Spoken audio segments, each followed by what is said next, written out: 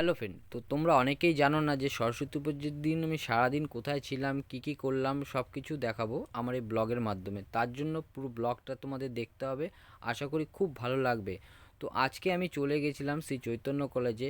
আর এখানে আসার একটা কারণ আছে, সেই কারণটাই আমি তোমাদের সাথে শেয়ার করব।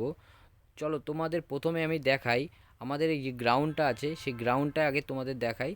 গ্রাউন্ডটা দেখো কতটা বড় একটা এরিয়া নিয়ে কলেজটা, এবং কতটা সুন্দর গ্রাউন্ড। তো আমার তো ভীষণই একটা পছন্দের গ্রাউন্ড। তো কলেজের পুজোটা হচ্ছে এখানেই হয়। আর এখান থেকে আরেকবার তোমাদের গ্রাউন্ডটা দেখাই। দেখো কতটা বড় একটা এরিয়া নিয়ে গ্রাউন্ডটা। আর এখানে কিন্তু অসংখ্য মানুষ আজকে এসছে। তো আমিও আজকে চলে গিয়েছিলাম। তো সরস্বতী পুজোর দিন আমি এখানে আসার চেষ্টা করি, প্রত্যেক বছরই আসার চেষ্টা করি। তো এবছরও গিয়েছিলাম। তো সেখানে তো গিয়ে আমার অনেক বন্ধুবান্ধবের সাথে দেখা হলো, গল্প হলো, আড্ডা হলো। তো তোমরা কারা কারা গিয়েছিলে অবশ্যই কিন্তু জানিও। তো অনেকক্ষণ দাঁড়িয়েছিলাম। তো চারদিকে প্রচণ্ড রোদ্দুর ছিল। আর তোমাদের একবার দেখানোর চেষ্টা করলাম, দেখো আমার পিছনে কিন্তু অসংখ্য মানুষ দাঁড়িয়ে আছে। তো তারপরে একটা কাকু আসলো চা নিয়ে। তো দেখলাম প্রচুর মানুষ এখানে চা কিনে খাচ্ছে। তাই ভাবলাম আমিও একটু চা খেয়ে নিই। তো আমি একটা কাকুর কাছ থেকে চা অর্ডার করলাম। 10 টাকা নিয়ে দিয়েছিলাম। তো 10 টাকা দিয়ে 1 কাপ চা অর্ডার করলাম। তো কাপটা দেখছো, তো একটু চায়ে চুমুক দিয়ে নিলাম।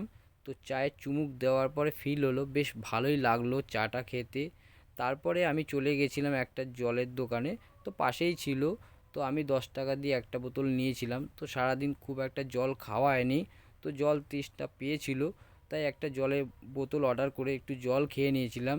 চলো তোমাদের আমি একবার দেখাই যেখানে কলেজে মেন প্রোগ্রামটা হয়, সেই প্রোগ্রামটা কোথায় হয় এবং কত মানুষ এখানে অ্যাটেন্ড করে। চলো তোমরা দেখে নাও।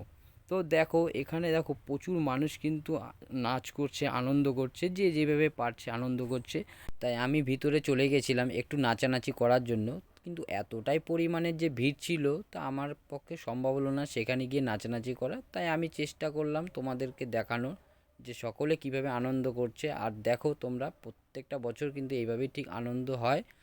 তো তারপরে নাচানাচি করার পরে ভীষণ খিদে পেয়ে গিয়েছিলো। তো সারাদিন খুব একটা বেশি খাওয়া হয়নি। তো আমি চলে গিয়েছিলাম একটা ফুচকার দোকানে। তো সেখান থেকে 1 প্লেট দই ফুচকা অর্ডার করেছিলাম। আর দই ফুচকা খেতে আমার ভীষণই ভালো লাগে।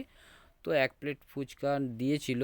তো দেখো কতটা বড় সাইজের ফুচকা। আর ফুচকাটা মুখে দেওয়ার সঙ্গে সঙ্গে গলে গেল। আর এতটাই বড় ছিল যে আমি ঠিক করে কথাও বলতে পারছিলাম না।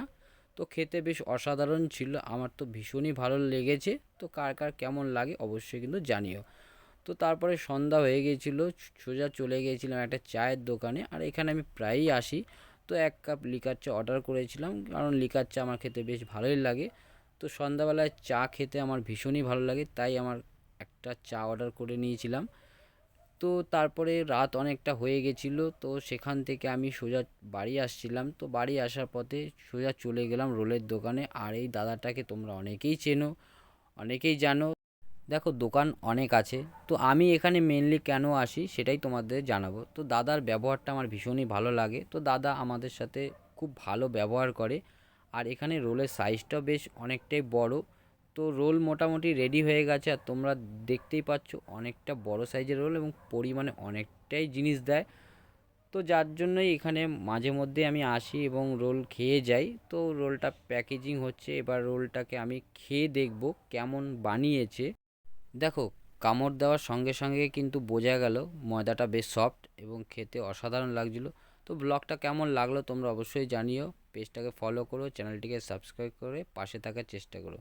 চলো আজকে পর্যন্ত এইটুকু থাকলো, চলো টাটা।